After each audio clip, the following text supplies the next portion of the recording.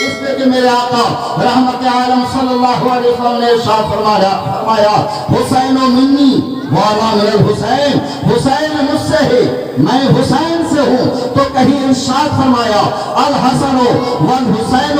سیدا شباب اہل جنہ، حسن حسین جنتی نوجوانوں کے سردار ہیں۔ اللہ اکبر، میرے نبی جن کو جنتی نوجوانوں کے سردار فرما رہے ہیں اور یہ بھی کہہ رہے ہیں کہ حسین مجھ سے ہے میں حسین سے ہوں، تو کہیں یہ بھی دیکھیے کہ مصطفیٰ جان رحمت صلی اللہ علیہ وسلم رب سے فرمائے مولا میں حسن حسین سے محبت کرتا ہوں، جو تو بھی ان سے محبت فرما، اور جو میرے حسن حسین سے محبت کرے تو اس سے بھی محبت فرما۔ اور اسی طریقے سے یہ بھی فرمایا کہ جو حسین سے محبت کرتا ہے میں اس سے محبت کرتا ہوں، جس کو حسین سے نفرت ہے اس سے مجھے نفرت ہے، اس لیے کہ جو حسین سے بغاوت کرے گا وہ مجھ سے بغاوت کرے گا، جو حسین سے دشمنی کرے گا وہ حقیقتاً مجھ سے دشمنی کرے گا۔ لہٰذا اے لوگو یاد رکھنا، جو حسین کا وفادار ہوگا وہی تو عاشق مصطفیٰ ہوگا،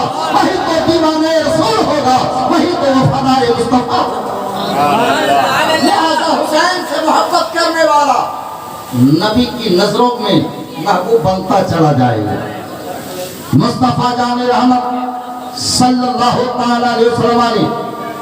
اپنے بیٹے ابراہیم پر حسین کو فوقیت دی، بیٹے کو قربان کیا، نواسے کو بچا لیا، بیٹے کو قربان کیا، نواسے کو بچا لیا، اتنا پیار کیا۔ آپ اچھی طرح جانتے ہیں، حالات حاضرہ ہو یا آج سے پہلے کی بات کریں، آج آنے والے دور کی بات کریں، ہر بات ایک بیٹے کی طلب میں سرگردہ ہوتا ہے، ایک بیٹے کی اسے آرزو ہوتی ہے، ایک بیٹے کی تمنا ہوتی ہے۔ اگر قسمت سے بیٹا مل گیا تو اب اس سے اتنا پیار کرتا ہے کہ اس کے آگے پھر کسی کو ٹکنے نہیں دیتا، اس سے زیادہ کسی اور پر اپنی محبتیں نچھاور نہیں کرتا، اس لیے کہ ہر باپ یہ جانتا ہے کہ میری نسل چلے گی، میرا خاندان چلے گا، میرا نسب نامہ چلے گا، میرا نام چلے گا تو میرے بیٹے سے چلے گا، میرے بیٹے کے ذریعے ہی دنیا مجھے یاد کرے گی، میرے بیٹے کے ذریعے ہی دنیا مجھے یاد رکھے گی۔ اس کے ہر باپ اپنے بیٹے کو اہمیت دیتا ہے، اپنے بیٹے کو فوقیت دیتا ہے، اپنے بیٹے کو پالتا ہے، پرورش کرتا ہے، اس کی حفاظت کرتا ہے۔ لیکن آؤ مدینے کی گلیوں میں چلو، مصطفیٰ کے دربار میں پہنچو، جب مصطفیٰ جان رحمت کے جانوے مبارک پر آپ کا بیٹا ابراہیم سر رکھ کر آرام فرما رہے ہیں تو دوسرے جانوے مبارک پر آپ کا نواسہ حسین سر مبارک رکھ کر آرام فرما رہے ہیں۔ اتنے میں جبریل حاضر ہوئے، کہا یا رسول اللہ ان دونوں میں سے کسی ایک کو رب مانگ رہا ہے، ان دونوں میں سے کسی ایک کو رب مانگ رہا ہے، نواسہ ہے اور بیٹا ہے۔ آپ سے کوئی کہے نواسہ اور بیٹا تمہارے پاس ہے، ان دونوں میں سے ایک کو دے دو، ایک کو رکھ لو، اکثر یہی ہوگا کہ لوگ بیٹے کو رکھ لیں گے، یہ سوچ کر کہ بیٹے سے ہمارا خاندان بڑھے گا، نام ہمارا چلے گا، ہمارے ناموں کو باقی رکھا جائے گا، لوگ ہمیں یاد کریں گے، یہ فلاں شخص، یہ شخص فلاں کا بیٹا ہے، یہ فلاں کا پوتا ہے، یہ فلاں کا پرپوتا ہے۔ گویا بیٹوں سے نسلیں چلتی ہیں، خاندان بڑھتا ہے، آگے تک نام چلتا ہے۔ لیکن مصطفیٰ جان رحمت صلی اللہ علیہ وسلم کی بارگاہ ہے، اللہ اکبر، نبی کی بارگاہ میں جبریل آ کر کہہ رہے ہیں یا رسول اللہ ان دونوں کو اللہ ایک ساتھ نہیں رکھے گا، ان میں سے کسی ایک کو طلب فرما رہا ہے، آپ جس کو چاہے رکھ لے، جس کو چاہے عطا کر دے۔ اللہ اکبر، کون کہتا ہے نبی محتاج ہے؟ رب نے فرما دیا میرا نبی محتاج نہیں، مختار ہے، پاورفل ہے، اس کی مرضی ہے، چاہے تو بیٹا کو رکھ لے، چاہے تو نواسہ کو رکھ لے، اس کی مرضی ہے، اس کی مرضی ہے۔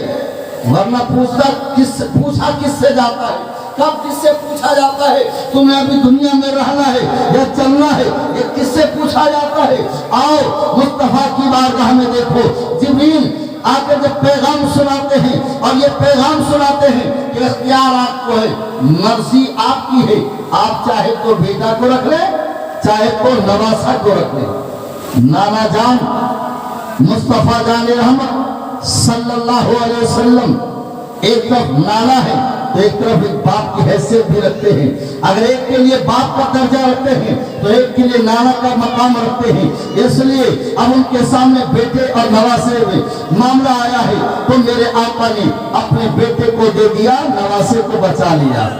مچل کے بولیے سبحان اللہ۔ بیٹے کو دے دیا، نواسے کو بچا لیا۔ یہ نواسا وہ ہے جس کو میرے آقا اتنی محبت کرتے تھے، اتنا پیار کرتے تھے کہ جہاں اور نانا لوگ اپنے نواسوں کے سر پر شفقت کا ہاتھ رکھتے ہیں، ان کی پیشانیوں کو بوسہ دیتے ہیں، یہ وہ نانا ہے جنہوں نے اپنے نواسوں کو صرف سر پہ ہاتھ ہی نہیں رکھا، اپنے نواسوں کے سر پر صرف شفقت کا ہاتھ ہی نہیں رکھا، صرف پیشانیوں کو بوسہ ہی نہیں دیا، بلکہ کبھی کبھی چوما ہے تو کبھی کبھی سونگھا دیا، کبھی کبھی چوما ہے تو کبھی کبھی سونگھا ہے۔ صحابہ نے پوچھا یا رسول اللہ یہ کیا معاملہ ہے؟ چومنا تو سمجھ میں آتا ہے، سونگھنا سمجھ میں نہیں آتا۔ سونگھا جاتا ہے خوشبو کو، سونگھا جاتا ہے پھول کو، کسی کی مہک لینی ہو تو ناک کا استعمال کیا جاتا ہے، کسی کے خوشبو کا معلوم کرنا ہو تو ناک کا استعمال کیا جاتا ہے۔ آپ اپنے نواسے کو چوم بھی رہے ہیں، سن بھی رہے ہیں تو میرے آقا فرماتے ہیں میرے حسن حسین جنتی پھول ہیں، میرے حسن حسین جنتی پھول ہیں، اور پھول کو کبھی چوما بھی جاتا ہے کبھی سونگھا بھی جاتا ہے۔ آقا اتنی محبت کرتے ہیں۔ ایک بات اور بتا دوں، آپ میں سے بہت ایسے لوگ ہوں گے جو نانا کا مقام رکھتے ہیں، نانا کا درجہ رکھتے ہیں، نانا کا رتبہ انہیں حاصل ہے۔ ایک بات ذہن میں رکھیے گا، آپ کی بیٹی کا بیٹا یا بیٹی کی بیٹی آپ کے پاس آئے، آپ پیار کریں، ناتی سمجھ کے پیار کریں یا نواسی سمجھ کے پیار کریں، لیکن جب پیار کرنا تو یہ سوچ کر کرنا کہ ناتی سے پیار کرنا کسی کے باپ کی سنت نہیں، رسول پاک کی سنت ہے۔ نواسوں سے پیار کرنا کسی اور کی سنت نہیں، مصطفیٰ کی سنت ہے، اور مصطفیٰ کی جب سنت ہے، جب نواسوں سے پیار کرو گے، نبی کی سنت سمجھ کے کرو گے تو پیار ہوگا ہی، پر اس پیار پر اللہ تمہیں نیکی عطا فرمائے، اس پر ثواب بھی عطا فرما دے گا، اس لیے کہ نواسوں سے محبت کرنا میرے آقا کی سنت ہے۔ لہذا اے مسلمانوں، کربلا پہنچو، کربلا کی تاریخ پڑھو، شہادتیں آپ نے بہت سنی ہے، لیکن کربلا میں انسانیت بھی دیکھو، الفت بھی دیکھو، پیار بھی دیکھو، جذبے کی قربانی بھی دیکھو، بڑے کی عزت کرنا بھی دیکھو، چھوٹوں پر شفقت کرنا بھی دیکھو، بھائی کا بھائی سے پیار بھی دیکھو، بہن کا بھائی سے پیار بھی دیکھو، بھتیجے کا چچا سے پیار بھی دیکھو۔ یہ سماج ہے، یہ دنیا ہے جہاں ہر ایک رشتہ اتنا کمزور ہو چکا ہے کہ سیکنڈوں میں محبت بھی ہوتی ہے، سیکنڈوں میں نفرت بھی ہو جاتی ہے۔ یہ وہ دور ہے جہاں کبھی کبھی بھائی بھائی میں نفرت ہوتی ہے، چچا بھتیجے میں نفرت ہوتی ہے، بہن بھائی میں نفرت ہوتی ہے، اتنی زیادہ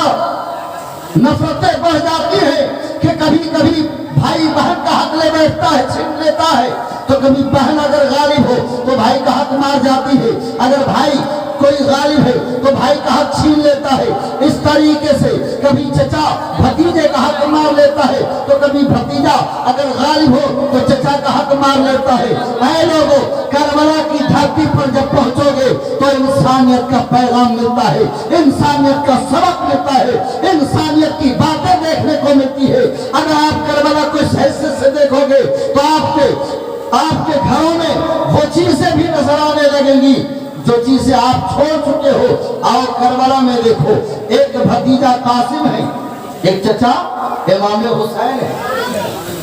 امام حسین ہے، بھتیجا بعد حاصل ہو گیا، بابا چچا جان آپ مجھے اجازت دو، میں آپ پر قربان ہونا چاہتا ہوں،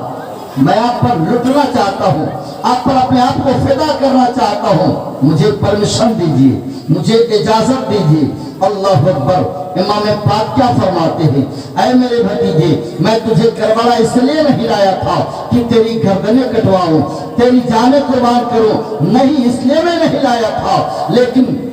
سیدنا قاسم رضی اللہ تعالیٰ فرماتے ہیں چچا جان دیکھیے، میرے بابا نے مجھے ایک تعویذ دیا تھا اور کہا تھا جب میرے بھائی پر کوئی بڑی مصیبت آ جائے اس وقت یہ تعویذ کھول لینا اور جو اس میں لکھا ہوگا اس پر عمل کر جانا۔ بھتیجا تعویذ کھولا ہے، کھول کر بتایا ہے کہ بابا جان نے مجھے وصیت کی ہے کہ تمہارے چچا پر ایک دور بڑا نازک دور آئے گا، بہت بھیانک دور آئے گا، بڑی مصیبتوں کا زمانہ آئے گا۔ اے میرے بیٹے، اس دن تم اپنی جان سے زیادہ اپنے چچا سے محبت کرنا اور اپنی جان کو اپنے چچا پر قربان کر دینا۔ لہٰذا آج وہ بھتیجا چچا کی بارگاہ میں حاضر ہو کر گزارش کر رہا ہے، چچا جان اجازت دو تاکہ میں اپنی جان آپ پر قربان کر دوں۔ اللہ اکبر۔ اندازہ تو لگاؤ، غور تو کرو، ایک بھتیجا اپنے جان چچا کے لیے اپنی جان کی بازی لگا رہا ہے، اور ایک یہ دور ہے، آج کا دور ہے جب کوئی بھتیجا اپنے چچا سے اپنا حق چھینتا بھی ہے، کبھی کبھی نفرتیں بھی کرتا ہے، دشمنیاں بھی کرتا ہے۔ آؤ ذرا دیکھو، وہی کربلا ہے جب سیدہ سکینہ رضی اللہ تعالی عنہا پانی کے لیے اپنے چچا جان حضرت عباس سے التجا کرتی ہے۔